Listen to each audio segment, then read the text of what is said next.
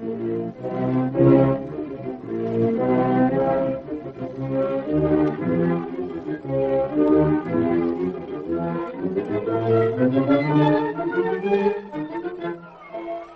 most delightfully fascinating character in the realms of mystery, Charlie Chan.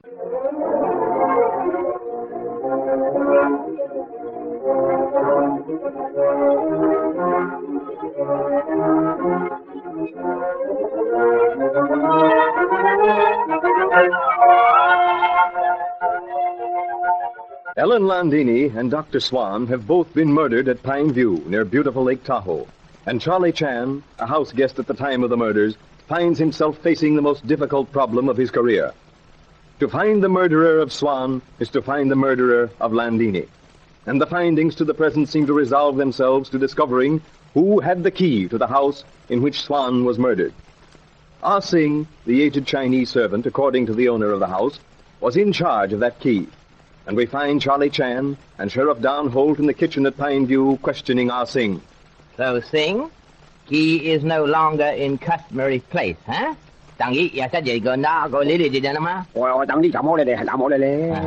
You understand seriousness of this, Ah Sing? Oh, what's the matter? Serious. Now that key get, key all the same in plenty got hardware store. Ah Sing, man who owns that house say that you have key. That key, Ah Sing, which was used to open house last night. House in which we find Dr. Swan murdered. Hi. You think me kill Dr. Swan? You're crazy. You all the same a very poor policeman. You're not gonna find a murderer. You all the time on the pick on Ah Sing. Ah Sing and no killing nobody. Ah Sing? Oh, you wait a minute. Ah Sing and no finish. What you think of me killing Mr. Landini, huh? Because she send me kitchen blanket? Oh, maybe you think of Dr. Swan. He speak the same. Send Ah Sing for blanket. There is a time to be humorous.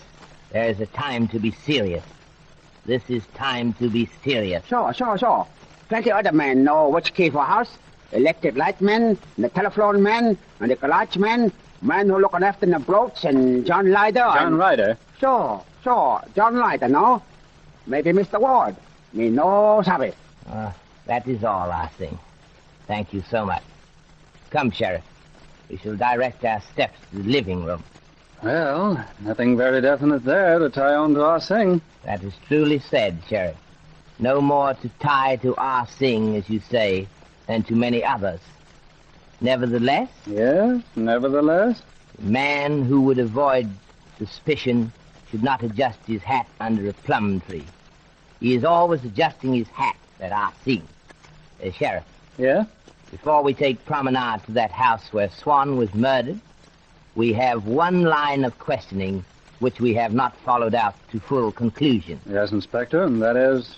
Question of who benefits from estate left by Ellen Landini. But how can anyone but our lawyers know that? She was. In another week or two, her divorce from Romano would have been absolute. So he was probably eliminated, to use one of your own expressions. But detective should not deal with probably. Detective should and must deal with fact. Same time, not holding fact so close to eyes as to blot out vision of detail surrounding fact. And, I perceive everyone in living room. Observe faces. Mr. Ryder reading Engineering Trade magazine. Miss Beaton smiling while reading Chinese humor of golden hours of Kai Lang. Hugh Beaton much engrossed in Grove's Dictionary of Music and Musicians. Mr. Romano staring into space across lake, thinking perhaps of his native Milan. And not one of them has the look of a murderer. Alas, unpremeditated murderers so seldom have looks any different from anyone else. Inspector Chen, you have found something. So sorry to disappoint Mr. Romano, but we have done nothing but strike one more stroke upon the same wooden bell to which I have made previous reference here. Mr. Ryder. Yes, Chan. What is it? Do you know of whereabouts of key to house in which we, Sheriff and I, found Swan? Yes, of course. Singh showed it to me one day. Said that if he should be out in the vegetable garden and the lineman came from the telephone company, that I was to give him the key. You have seen that key recently? No, I haven't. Hangs on a hook in the pantry. There's a tag, a label tied to it. So anyone could easily find that key in the dark. I suppose so. What about it? Nothing, except that person who had that key last night is murderer of Dr. Swan. Well, Chan, at least in the murder of Swan, you'll have to look for someone else besides me. I was plentifully surrounded by witnesses this time. Quite so, Mr. Ryder. Oh, one little question before we, Miss Beaton, and Sheriff and I take walk. Yes? So sorry, Mr. Ryder, but this time question directed to Mr. Romano. Yes, Inspector. What is it? You were still husband of Madame Landini, at least for 2 weeks more. As such, will you inherit any property she may have? Alas, no. No? For what reason, Mr. Romano? At the time a settlement was drawn up, that settlement which she so cruelly ignored, she tell me, Louis, I make a new will. I say that is to be expected, since we enter into agreement about the settlement. She told you who was to be beneficiary? But certainly it was no secret. She said, Louis, I make it a new will in favor of my future husband, Mr. Hugh Beaton. You, Mr. Beaton, knew of this? Yes. Yes, Ellen told me about it. Naturally, I didn't want her to do it. Do you know whether or not that will was ever drawn up? She told me one day that it had been drawn up. Signed, too, I suppose. I didn't ask any questions. I hated the whole idea. You, Miss Beaton? You knew of that will? You had heard of it? Yes, I had. But I paid no attention. It didn't matter. Alas, things of such nature seldom do matter to principals involved. But to other persons, they present different appearance. Explain yourself, please, Inspector. To police called in to solve brutal killings, your being beneficiary under murdered woman's will would lead to your immediate arrest. Is that not so, Sheriff? Pretty sure, too, yes. Although, well, I don't place any stock in it myself, and, well, I don't believe Inspector Chan does either. Sheriff is quite correct. So, since we, both of us, are neglectful of routine duty in this case, please, is it agreed that questioning along these lines is forgotten? Yes, Inspector Chen. Certainly. Mr. Ryder, Mr. Romano. Personally, I didn't hear a thing. I do not think Mr. Beaton killed Landini, so I agree. Thank you, Romano. Oh, it is nothing. We have a bond of sympathy. We both love Ellen Landini. For a time, I hate you. I despise you. I admit it. Oh, but that is gone past. You will shake hands, huh? Yes, of course, certainly.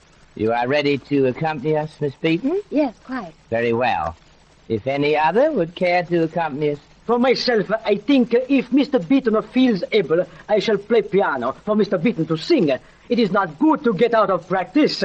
I, Romano, always demand my pupils strict attention to hours of practice. Oh, try it, Huey. It may help you to forget. Perhaps. I'll see Leslie. Mr. Ryder? Thanks, Chan, but I'm going for a walk with Dudley in a few minutes. He's out at the garage having Ireland do something to one of the cars. Very good. Come, Sheriff. Miss Beaton? Yes, Inspector. We shall pick up coats and dress appropriately for inclement weather. Here you are, Leslie. I'll help you on with your coat. Thank you, Sheriff. Got everything, Mr. Chan? Now, close this closet door. Someone's liable to bang into it. Somewhat different this weather from your native Honolulu, Mr. Chen. Yes. We have rain in Honolulu, too, Miss Beaton. But we do not think of it. We call it liquid sunshine. Result of that is that no one pays slightest attention to rain, except that out of respect for its ability to start without warning, we all carry Japanese paper umbrella. Too bad that people couldn't feel the same way about other things. I mean, the idea of calling rain liquid sunshine. Indeed, yes, Sheriff. Well as it's said that man's innermost satisfaction can build castles beautiful and lasting beyond the dream of any architect. Thinking so makes it so. Tell us something of Hawaii, Inspector. Alas, that is beyond my powers as poet.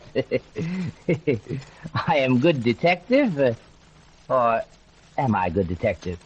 I think not. If progress in this case is to be used as unit of measurement. I can, though, recall words of various visitors describing Hawaii. Favorite child of nature, born of southern breeze, cradled in laughing seas, with lunar rainbow for christening robe, and moon for godmother. But now, sterner duties await. I see we reached the house. You do not have to come upstairs unless you wish, Miss Beaton. On second thought, better the sheriff stay with you. I will go alone. Okay, Inspector. I do wish this thing were cleared up.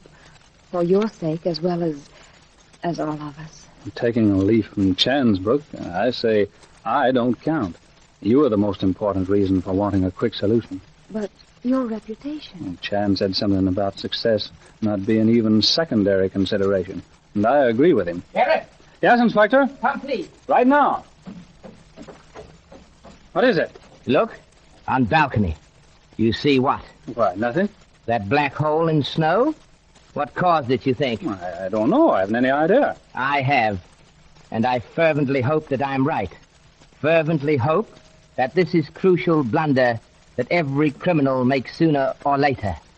I remove coat before plunging arm into hole in snow. You found something? Indeed, yes. Man who buries treasure in snow forgets that summer is coming. I have found revolver with which Dr. Swan was killed. Charlie Chan's prediction that sooner or later a criminal makes that mistake which leads to his undoing is startlingly fulfilled. Who knows where this piece of evidence may lead? Inspector Chan will be with us again.